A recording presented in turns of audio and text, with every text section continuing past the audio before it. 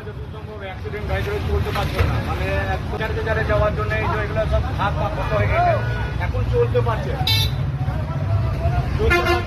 অনেকটা করে বলি।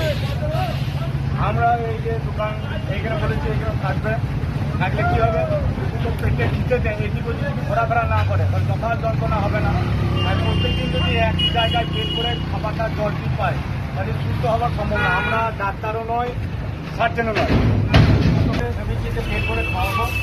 আর একটা করে পরিডেক্স অ্যান্টিবায়োটিক আমরা মানুষের যে খাই, এটা খুব দুর্দান্ত কাজ করে। তার সঙ্গে স্প্রে করবো, মাছি মশা বসে না। তাতে দেখেছি কুকুরটা অনেকটা সুস্থ হয়ে গেছে, চলাফেরা করছে। এইটাই বড় প্রাপ্তি, এর থেকে আর প্রাপ্তি কিছু নাই। যে পেট ভরে খাবার দিলেই মোটামুটি সুস্থ হবে। যে খাবারের জন্য এটা অতটা চিন্তা তো নাই। এই যে দাঁড়িয়েছে উঠে, এই যে ওপর বড় হয়ে গেছে, বিরাট বড় পাচ্ছি আমাদের সাকসেসফুল। ওষুধটা চিকেন মাংসের সাথে ভরে দিলাম, বা আপনারা মিষ্টির সাথেও দিতে পারেন। এই ওষুধটা দিয়ে দিলাম, এটা কাজ হয়েছে।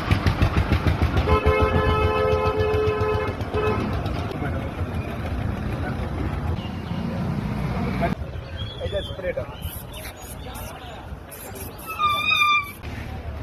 কাজ হয়ে যাবে মোটামুটি।